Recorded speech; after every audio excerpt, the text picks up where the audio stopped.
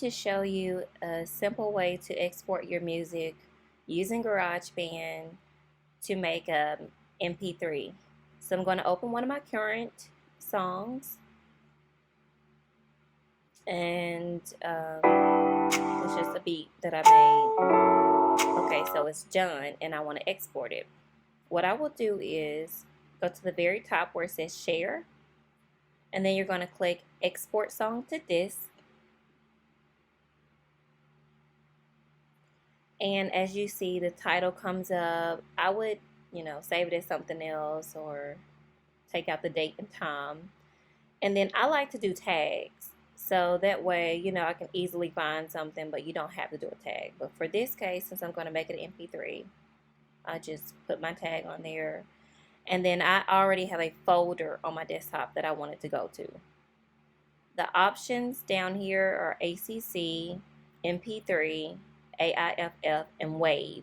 We used to didn't have the WAV option. We used to have to use AIFF, but now we can just click the MP3 or the WAV.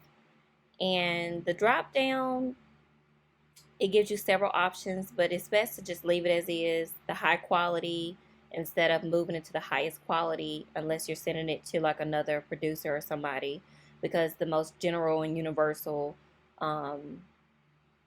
quality standard that's been used is just simply the high. So you got your title, tag if you want it, your folder is going to so you can find it, and then MP3 selected, and you just press export and do all the work for you.